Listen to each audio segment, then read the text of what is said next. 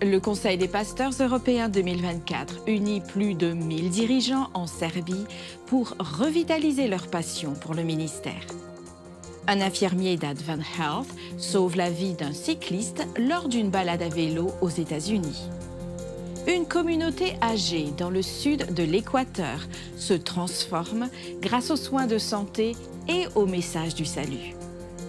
Une convention au Panama prépare des professionnels adventistes à servir. L'Université adventiste du Chili innove avec un projet novateur en agriculture et en énergie solaire. Un chef de la criminalité en Colombie surprend en protégeant une école adventiste. Ces histoires inspirantes et bien d'autres maintenant sur ANN.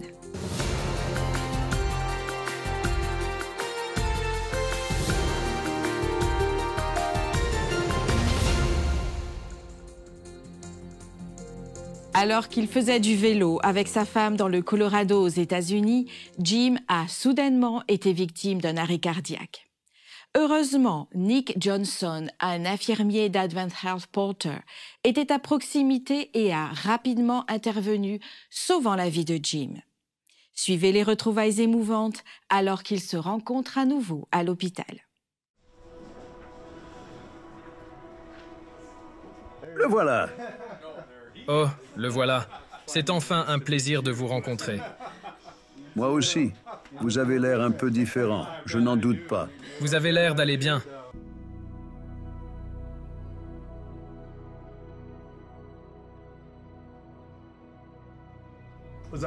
J'étais en balade à vélo.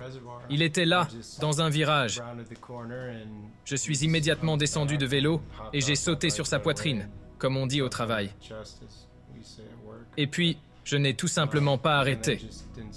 Les ambulanciers finiraient par arriver. Donc il fallait juste continuer jusqu'à ce qu'ils arrivent. Une des choses que vous avez faites aussi, vous avez dit « Je contrôle la situation. Je sais ce que je fais. » C'est ce que vous avez dit et comment vous l'avez dit. C'était comme si je pouvais laisser tout entre vos mains. Et ça voulait dire beaucoup parce que c'est votre monde, pas le mien. Et ça a beaucoup compté. C'est bientôt fini, je rentre chez moi aujourd'hui. Vous rentrez chez vous aujourd'hui? Oui. Aujourd'hui. Incroyable. Je n'avais pas réalisé que c'était aujourd'hui. Ce sera moins de 100 heures après un arrêt cardiaque complet. Qu'est-ce que vous en dites? Quelle rencontre poignante! Suivons l'exemple de Jésus en servant ceux que nous rencontrons en chemin. Des centaines de professionnels adventistes de toute la région interaméricaine se sont réunis à Panama pour répondre à l'appel « S'outiller pour servir ». À travers des messages inspirants et des projets percutants, ils réaffirment leur engagement à partager la parole de Dieu sur leur lieu de travail et au sein de leur communauté, tout en poursuivant leurs efforts pour apporter espoir et changement positif par la foi. Plus de 300 propriétaires d'entreprises et professionnels adventistes de toute la division interaméricaine des adventistes du 7e jour se sont réunis à Panama pour la convention ASI, inspirés à continuer de partager l'Évangile dans leur lieu de travail et leur communauté. Sous le thème « S'outiller pour servir », la convention a présenté des séminaires, des méditations et des rapports de ministère. Au cours de l'événement, plus de 60 jeunes ont participé à des efforts évangéliques, aboutissant à 132 baptêmes. Les dirigeants de l'ASI ont souligné leur travail continu pour renforcer les partenariats avec les dirigeants de l'Église et élargir les branches dans la région. Des offrandes spéciales ont été collectées pour soutenir Haïti et des projets de santé à la Barbade, tandis qu'un nouveau partenariat avec les services adventistes de soins médicaux vise à renforcer les centres de santé. L'importance de rester connecté à Christ pour garantir le succès continu de leurs efforts missionnaires a été rappelée aux participants. Les services et industries des laïcs adventistes, ou ASI, est une organisation de professionnels et d'hommes d'affaires adventistes dédiée à partager le message du Christ à travers leur carrière et à soutenir les efforts d'évangélisation de l'Église dans le monde entier. Le Conseil des pasteurs européens 2024 a rassemblé plus de 1200 dirigeants à Belgrade en Serbie pour renouveler leur passion pour le ministère en des temps difficiles. Organisé par l'Église adventiste dans la région transeuropéenne, l'événement a abordé des questions telles que la polarisation politique et le déclin de la fréquentation des églises. Sous le thème « Ce n'est pas moi mais Dieu », les pasteurs ont été encouragés à voir les difficultés comme des opportunités pour que Dieu agisse et à remplacer leurs insécurités par la confiance dans la mission divine. Les participants sont repartis inspirés, portant en avant la vision d'une Église innovante et engagée, centrée sur Jésus et guidée par l'Esprit. Visionnons ensemble quelques-unes de leurs expériences et réflexions. Ce que j'ai le plus aimé, c'était le culte et les chants, et la façon dont ils donnent une merveilleuse image de Dieu et de son amour dans les aléas de notre vie, qu'il est là tout le temps. Ce que je retiens le plus de ces 5 jours, c'est que les gens s'attendent à ce que Dieu les surprenne et qu'ils fassent encore plus que ce qu'ils avaient imaginé auparavant. Ce que je retiens, c'est la camaraderie. J'ai retrouvé des personnes et me suis fait de nouveaux amis. L'occasion de rencontrer des amis et de se faire de nouveaux amis. Des messages inspirants. Les repas. L'apport spirituel. La fraternité et participer à la chorale au moment du culte. L'esprit d'équipe. Des messages inspirants qui incitent à la réflexion. La louange. Être inspiré à partager Jésus avec notre communauté et savoir que nous ne sommes pas seuls. Une communauté puissante est derrière nous. Et surtout, nous avons la joie de servir Dieu et d'avoir son Saint-Esprit qui nous guide. L'esprit de communauté et d'équipe. Apprendre plus sur les moyens de s'entraider et les méthodes pour partager le message de l'Évangile. Les pasteurs rentrent chez eux inspirés, motivés à servir, et ceci redynamisera leur ministère, non seulement pour une semaine, mais espérons-le pour des années à venir. C'est la convivialité qui nous réunit ici à nouveau. C'est merveilleux.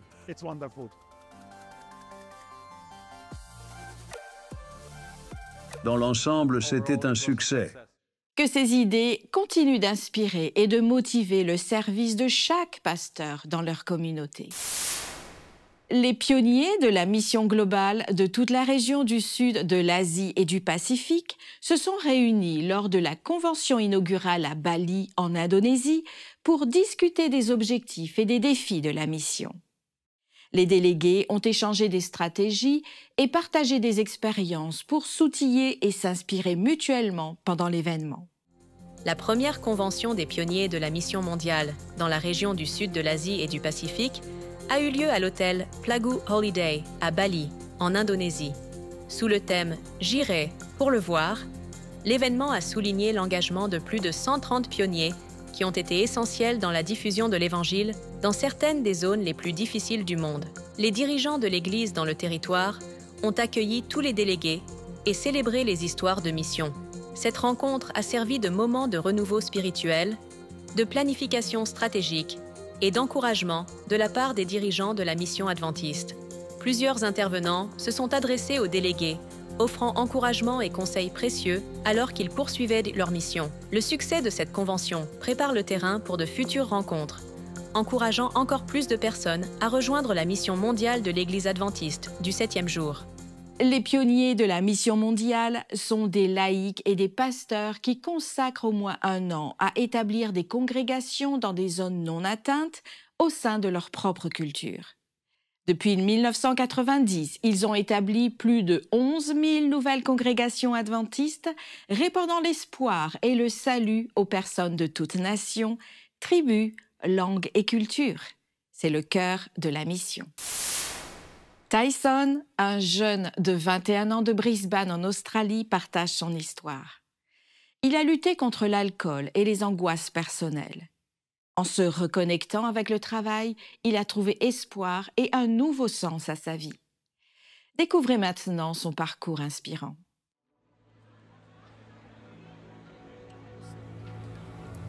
Ouais, j'ai empiré au fil du temps, me causant plus de problèmes parce que je ne pouvais pas gérer les problèmes que j'avais déjà. Ce qui m'a vraiment conduit sur le chemin de l'alcoolisme et des drogues, c'est que j'ai grandi dans un foyer pro-alcool. Je m'appelle Tyson, j'ai 21 ans et je viens de Brisbane. Quand je suis revenu il y a quelques années, j'avais un emploi à temps plein et j'ai commencé à me perdre dans l'argent, l'alcool, la boisson, et je causais des problèmes à ma petite amie de l'époque. La rupture m'a vraiment fait du mal. J'ai perdu le contact avec qui j'étais et qui je voulais être. Lorsque Centrelink m'a recommandé de travailler avec ADRA, j'ai eu très peur. Je ne pensais pas que j'avais en moi la capacité de faire ce travail, de le faire tous les jours, et de pouvoir travailler une journée entière sans les substances que j'ai l'habitude de prendre.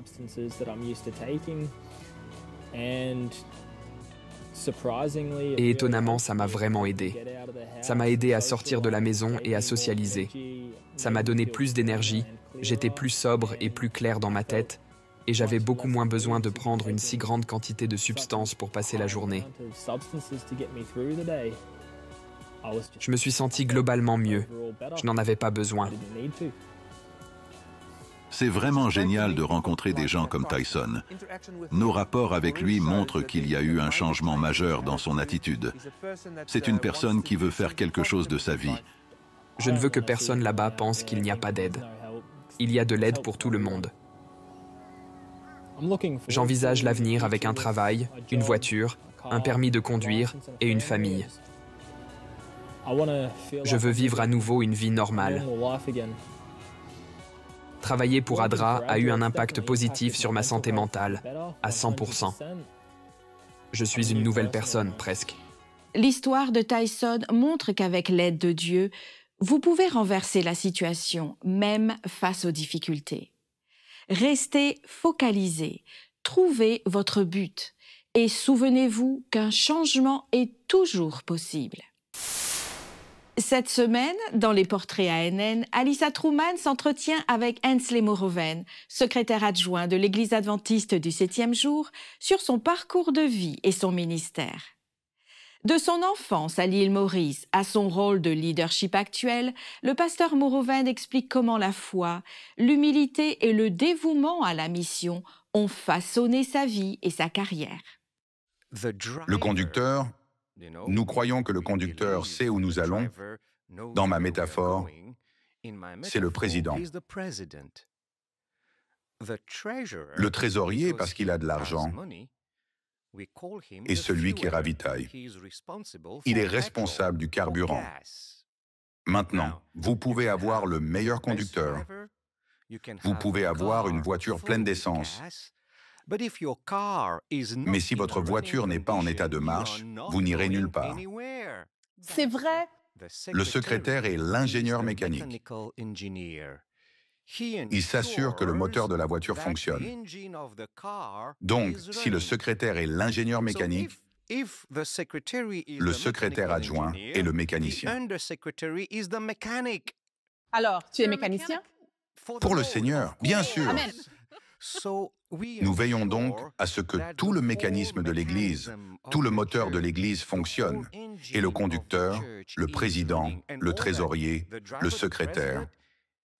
Donc ce véhicule dans son ensemble a des fins missionnaires, n'est-ce pas? Ainsi, ce véhicule peut se déplacer du point A au point B afin d'accomplir la mission. Donc, le secrétaire adjoint s'occupe de tout le mécanisme des procédures, des protocoles, des comités et règlements de l'Église. Voilà en résumé ce que fait un secrétaire adjoint. Vous faites avancer l'Église dans sa mission. Pour accomplir la mission, toujours. Pour visionner l'épisode complet et d'autres vidéos explorant plus en profondeur la foi adventiste du 7e jour et son histoire, visitez notre chaîne officielle sur YouTube. En Équateur, l'Église adventiste offre plus que des services de santé. Elle apporte de l'espoir à toute la communauté. rendons-nous à Vilcabamba, où un projet a transformé la vie de dizaines de personnes.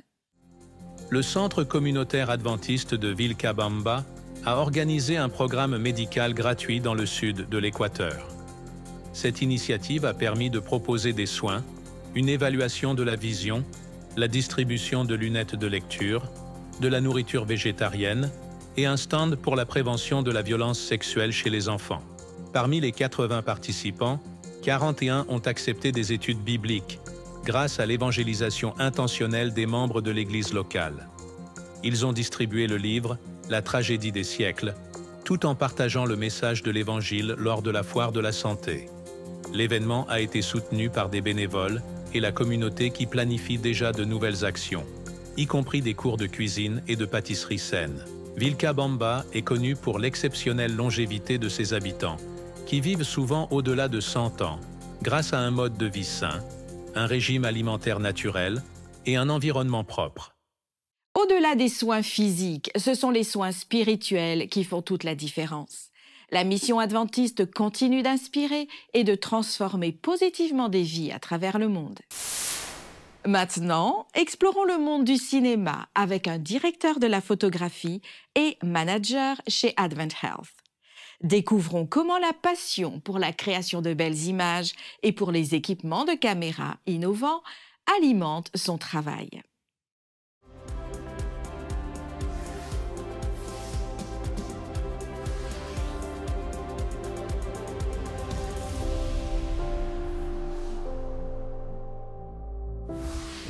Salut les explorateurs, voici mon ami Liam. Salut. Liam a 13 ans et comme beaucoup d'entre vous, il aimerait devenir cinéaste. Au fait, Liam, je pense que je suis prête pour mon gros plan. Ok, Jason. Alors, si j'avais ma caméra, je zoomerais comme ça, j'ajouterais des effets spéciaux, de la musique dramatique et action. Eh bien, on a de la chance car ce soir, on rencontre quelqu'un qui, comme toi, aime les productions.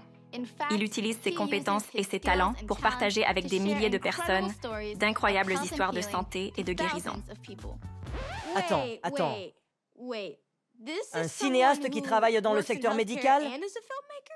Ouais. Allons rencontrer mon ami Brian. On y va.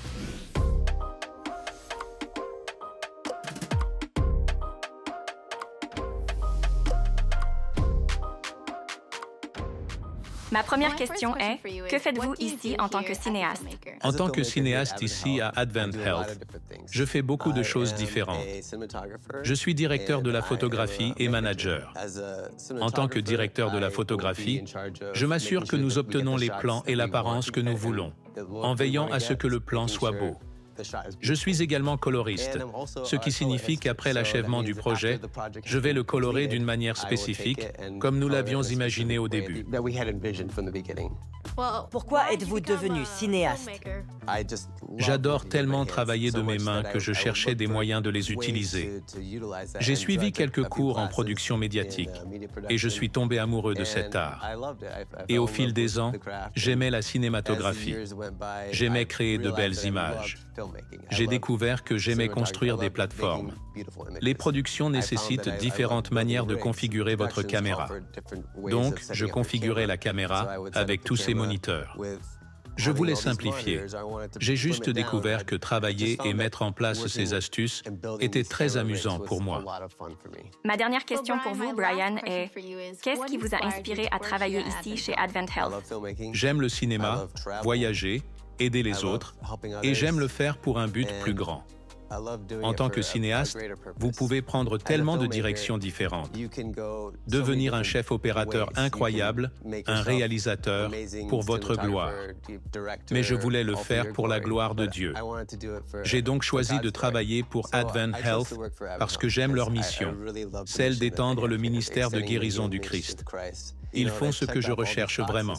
Eh bien, merci beaucoup pour votre temps. Nous avons vraiment beaucoup appris de vous. Et toi? Ouais, j'ai vraiment beaucoup appris. Merci de m'avoir reçu. Vous voulez faire un tour dans le Studio 7, voir ce que nous y faisons? Oui, s'il vous plaît. Allons-y. Bienvenue dans notre tour de contrôle, les gars. C'est ici que toute la magie se produit en coulisses. On peut filmer quelqu'un ici sans capter tous les bruits. On peut vous placer n'importe où dans le monde d'un simple clic. Ouais, est-ce qu'on est? Je pense qu'on est à l'hôpital. Hé, regarde, du désinfectant pour les mains. C'est essentiel. Il faut en avoir dans un hôpital. Bien sûr, il faut se débarrasser de ces 90 miles Vector 9% de germes. Sûr? Non, fais-nous sortir d'ici, Brian. Brian, fais-nous sortir d'ici, s'il te plaît.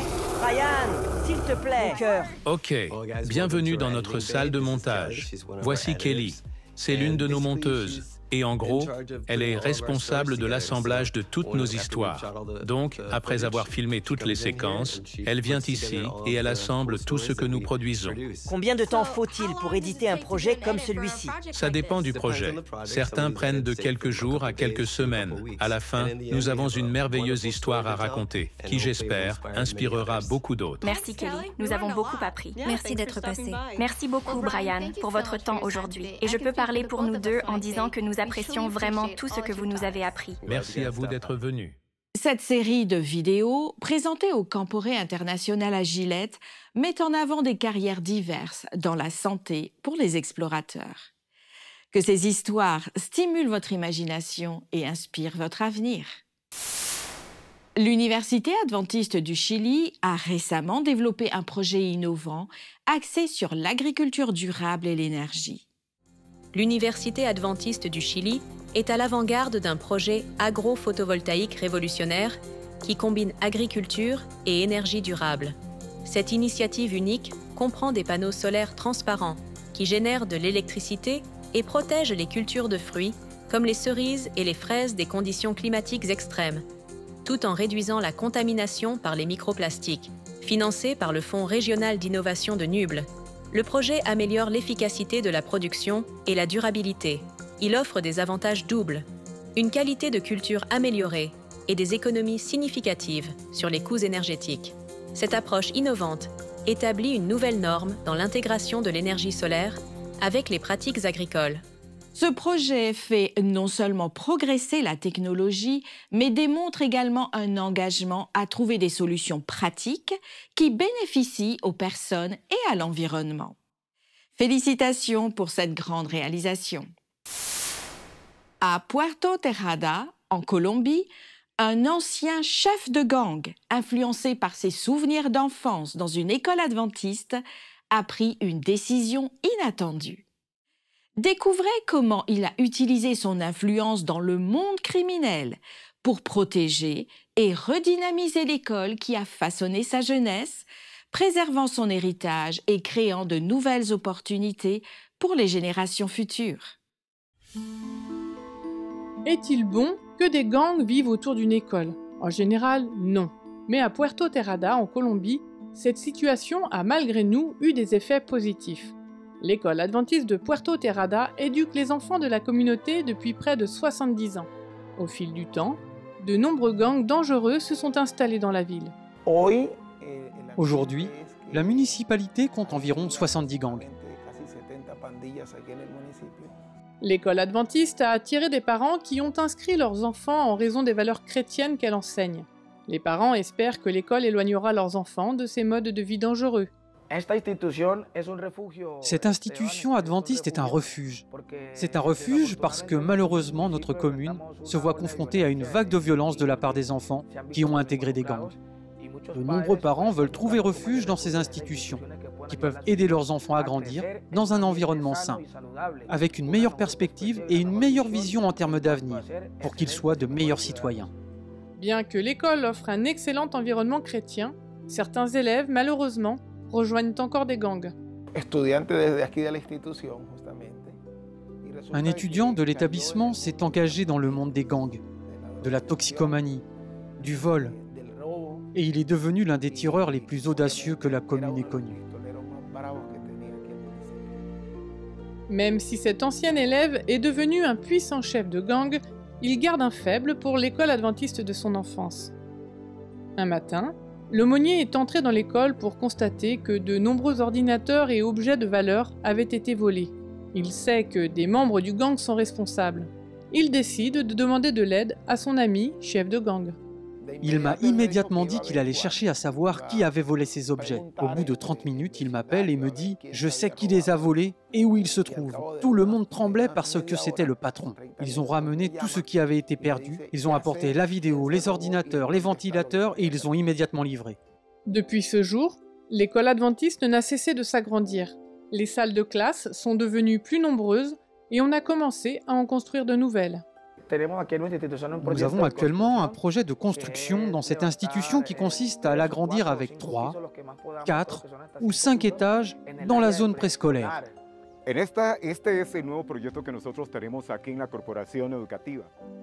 C'est le nouveau projet que nous avons ici au département de l'éducation.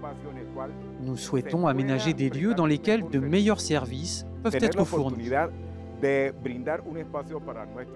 Nous désirons mettre à disposition de nos enseignants un espace pour eux, car nous ne disposons pas d'une salle spécifique sur l'ancien site pour tenir les réunions.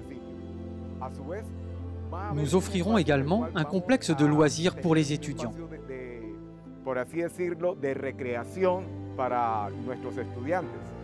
Une partie de votre offrande du 13e sabbat servira à achever la construction de ces nouvelles salles de classe et de ces nouveaux bureaux. Merci de prier pour le travail d'éducation à Puerto Terrada. Même si le danger existe, la vie des élèves est transformée par l'école. Merci pour votre soutien à la mission dans le monde. Les actes de ce chef de gang réaffirment l'impact de l'éducation adventiste, même dans des circonstances surprenantes. Nous espérons que vous avez apprécié cette expérience multiculturelle à travers les nouvelles de service, de foi, d'amour du prochain et d'espoir de l'Église adventiste du 7e jour dans le monde entier. Présente dans plus de 200 pays, la dénomination cherche, comme le Christ, à servir à travers ses membres, ses dirigeants, son siège administratif, ses institutions et ses ministères de soutien. Vous pouvez accéder à d'autres bonnes nouvelles en rejoignant les chaînes officielles de l'Église adventiste du 7e jour sur YouTube, Instagram et Facebook, ainsi que sur le site web d'ANN-adventiste.news. Partagez votre parcours de foi et soumettez vos sujets de prière sur nos chaînes. Notre équipe prie pour vous. Avant de vous quitter, nous vous laissons avec les paroles inspirantes du psaume 73 au verset 26. « Mon corps peut s'épuiser et mon cœur peut défaillir. Dieu reste mon rocher et mon bien précieux pour toujours. » Étudiez la Bible quotidiennement pour découvrir d'autres merveilleuses promesses d'espoir. Je vous dis à la semaine prochaine pour un nouvel épisode d'ANN. Que Dieu vous bénisse et prenez soin de vous.